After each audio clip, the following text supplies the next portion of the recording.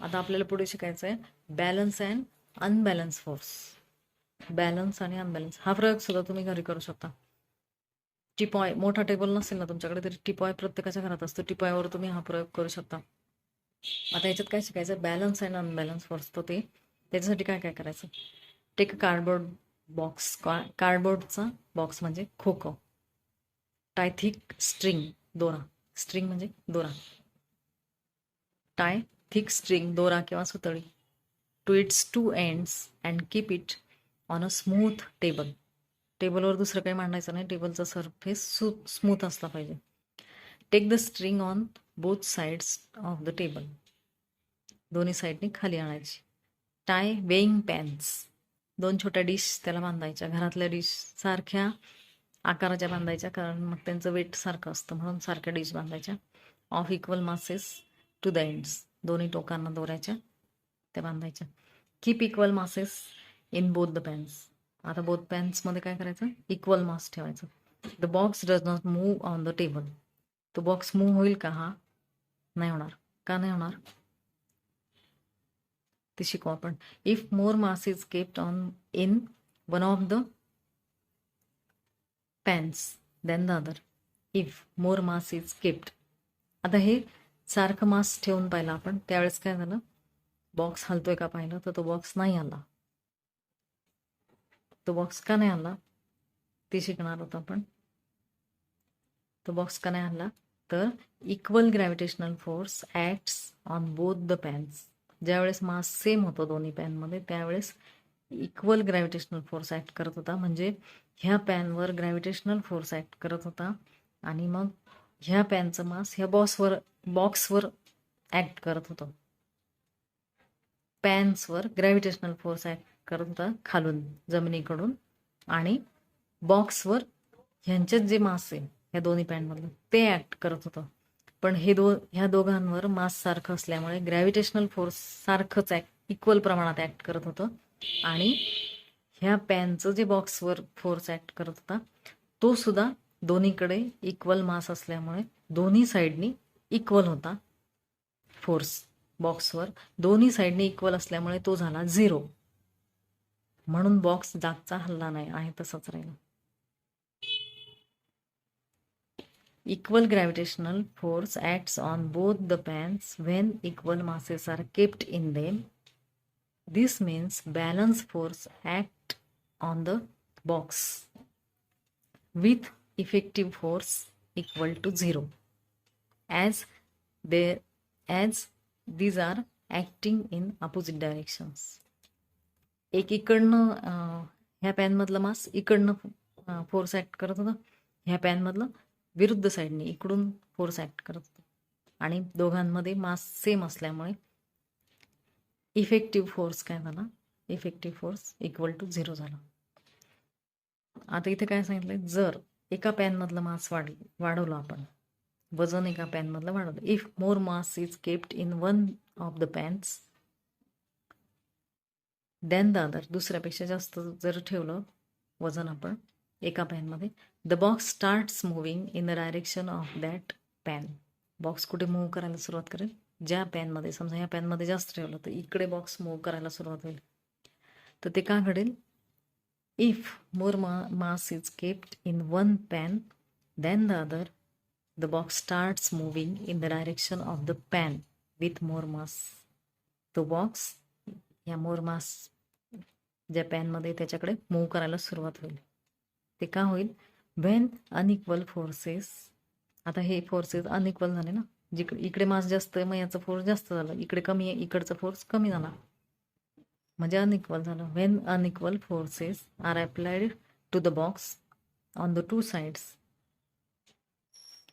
And unbalance force acts on the box resulting in imparting motion to the box. Unbalance force ह्या बॉक्सवर act झाला. मगाशी same होता शिवाय विरुद्ध दिशेने होता म्हणून तो 0 होता. पण आता अनबॅलन्स फोर्स या बॉक्सवर ॲक्ट होतोय.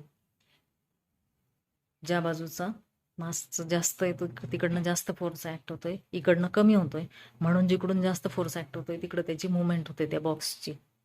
म्हणजे तो बॉक्स तिकडे हलतोय. त्याचा परिणाम काय होतोय? रिझल्टिंग इन, म्हणजे त्याचा परिणाम असा होतोय imparting motion to the box, म्हणजेच त्या बॉक्समध्ये मोशन निर्माण झाली, हालचाल निर्माण झाली आणि तो बॉक्स ओढला गेला जिकडे जास्त मास आहे त्या पॅनकडे. तर आपण या फोर्सची काही उदाहरणं बघू. Children playing tug of war pull the rope in their respective directions. दोर ओढण्याचा खेळ तुम्ही खेळला असाल. दोन्ही साईडने सारख्या संख्येचे मुलं असतात आणि ते दोर ओढतात.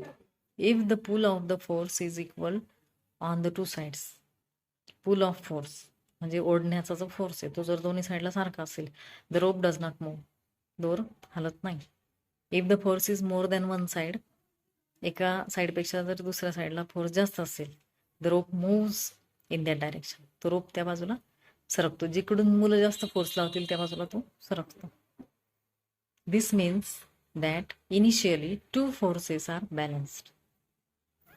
दोन्हीकडनं सारखा फोर्स लावला जातो, याला काय म्हणायचं?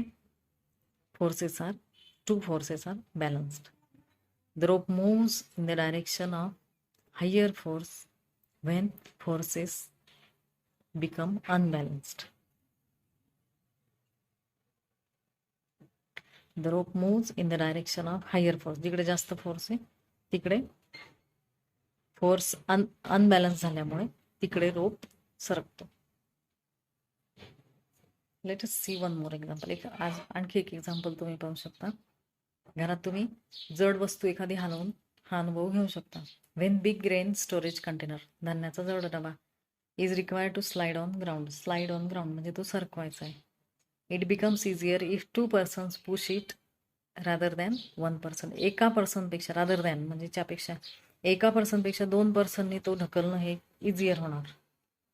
When the force is applied by both, दोघांकडनं जेव्हा फोर्स अप्लाइड होतो in the same direction, same डायरेक्शनमध्ये जेव्हा दोघांकडनं फोर्स अप्लाइड होतो, द मुवमेंट इज इझी, म्हणजे तो डबा हलवणं सोपं जातं. हा अनुभव तुम्ही घेऊ शकता. आता इथे काय सांगितलंय? फोर्स विषयी काय काय शिकलो आपण आतापर्यंत, काय काय लक्षात आलं आपल्या फोर्स विषयी ते सांगितलंय. हे असं 3 आकडे तुम्ही वहीत हे असे लिहू शकता. हे असेच पुस्तकात दिलेले आहेत, तेच नोट्समध्ये लिहायचे आहेत म्हणून मी लिहिले नाही. मग अशी जे नोट्स दाखवल्या त्यात हे असे लिहायचे तुम्ही. काय काय शिकलो आपण? If several forces are applied on object in the same direction. Several म्हणजे जास्त, एकापेक्षा जास्त. Forces are applied on object, एखाद्या वस्तूवर फोर्स अप्लाइड केला in the same direction same असेल, a force equal to their addition acts on object.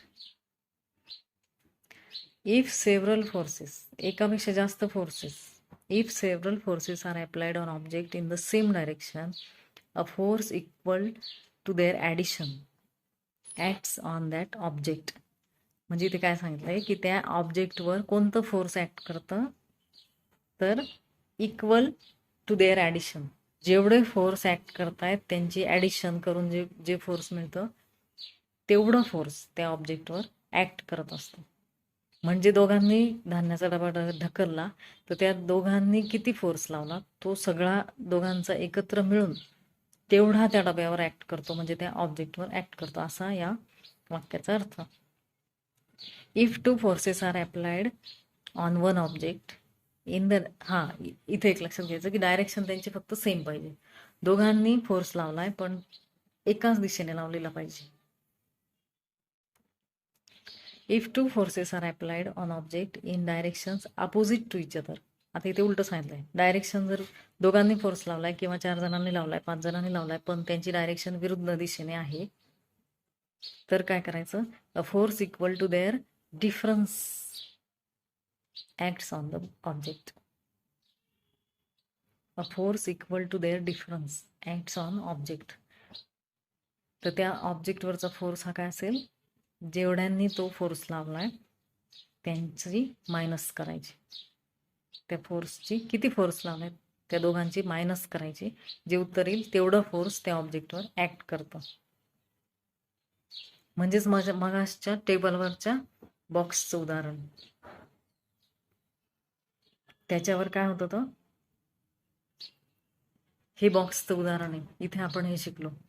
बॉक्सवर ते pan जे जोडले होते आपण, त्यांच्यात वजन टाकलं होतं. ते कसे होते? अपोजिट डायरेक्शननी त्या बॉक्सवर ऍक्ट करत होते फोर्स. एक एका टोकाला होता दोऱ्याच्या, दुसरा दुसऱ्या टोकाला होता. म्हणजे ते दोन्ही अपोजिट साईडने त्या बॉक्सवर ऍक्ट करत होते. मग त्यांचं वजन जेव्हा सेम होतं त्यावेळेस बरोबर आहे. मग मायनस केल्यामुळे इथे सांगितलंय ना, ते फोर्स जेवढं ऍक्ट केलं त्यांनी बॉक्सवर त्या पॅननी, त्या पॅनमधल्या मासनी, ते विरुद्ध दिशेला असल्यामुळे जेव्हा ते अपोजिट डायरेक्शनमध्ये असतं तेव्हा ते विरुद्ध दिशेला असल्यामुळे त्यांची इथे काय सांगितलं की मायनस करायची. मग आपण दोघांची मायनस जर केली जेव्हा वजन सेम होतं त्या पॅनमध्ये, त्यावेळेस मायनस केल्यामुळे त्याच्यावर काय आलं होतं? इफेक्टिव्ह फोर्स काय आला होता? 0 आला होता, कारण दोन्हीचं मास सारखं होतं. आणि ज्यावेळेस त्यांच्या एका पॅनमधलं मास जास्त ठेवलं आणि एकामध्ये कमी ठेवलं, तर त्यावेळेस दोघांची मायनस केल्यामुळे जिकडे वजन जास्त होतं तिकडे तो बॉक्स सरकला. A force is expressed in magnitude and direction. Force express कसा करतात? मॅग्नेट्यूड आणि डायरेक्शन मध्ये. आता डायरेक्शन फोर्सला का महत्वाची हे वरच्या उदाहरणांवरनं, ह्या 2 वाक्यांवरनं कळलं असेल. फोर्स एक्सप्रेस करण्यासाठी म्हणजे फोर्स दाखवण्यासाठी काय काय आवश्यक आहे? मॅग्नेट्यूड आणि डायरेक्शन हे दोन्ही महत्वाचं आहे. Force is a vector quantity. Force ही काय? Vector quantity. ऑब्जेक्टिव्ह मध्ये हे असा प्रश्न येऊ शकतो, force is dash dash dash quantity. मग लिहायचं व्हेक्टर क्वांटिटी. आणि a force is express in dash dash, 2 dash येऊ शकतात अँड मध्ये लिहून. इथे लिहायचं magnitude and direction. When a force is applied on stationary object, it moves, its speed and direction change. आता फोर्स अप्लाइड केल्यानंतर एखाद्या ऑब्जेक्टवर काय काय होतं? जर स्टेशनरी ऑब्जेक्टवर म्हणजे स्थिर ऑब्जेक्टवर अप्लाइड केला तर काय होतं? Its speed and direction change. त्याची स्पीड आणि डायरेक्शन चेंज होते. Similarly force is required to stop an object in motion. जो ऑब्जेक्ट मोशनमध्ये त्याला स्टॉप करण्यासाठी सुद्धा फोर्स अप्लाइड करावा लागतो. An object can change its shape due to force. फोर्समुळे ऑब्जेक्टचा शेप सुद्धा चेंज होऊ शकतो. तर आता इथे फोर्समुळे काय काय होतं ते सांगितलं. काय काय शिकलो आपण? फोर्समुळे काय काय होतं? स्टेशनरी ऑब्जेक्टवर जर फोर्स लावला तर काय होतं? इट मूव्स, त्याची हालचाल होते. त्याच it's speed and direction change, त्याची स्पीड आणि डायरेक्शन चेंज होतं. आणि इथे काय सांगितलंय? त्याचा शेप सुद्धा चेंज होऊ शकतो. तर शेप कसा चेंज होतो फोर्स लावल्यानंतर? पत्रा जर तुम्ही ठोकला, पत्र्याची वस्तू ठोकली किंवा प्लास्टिकची जरी वस्तू ठोकली, बॉटल वगैरेची जर पायाने दाबली तर तिचा शेप चेंज होणार. While kneading a dough from the floor. Example दिले तिथे. शेप कसा बदलतो? द डो चेंजेस इट्स डो ऑफ फ्लोअर म्हणजे पिठाचा गोळा, कणकेचा गोळा. द डो changes its shape Wien force is applied. आईने पिठाचा गोळा मळला की त्याला फोर्स लावा, तो जो गोल असतो त्याचा आकार चपटा होऊन जाईल. A potter applies a force in a specific direction while shaping the pot. Rubber band when stretched expands म्हणजे आकार त्याचा मोठा होतो. There are many such example. असे फोर्स लावल्यानंतर शेप बदलण्याचे हे सगळे एक्झाम्पल आहेत आणि असे खूप असतात.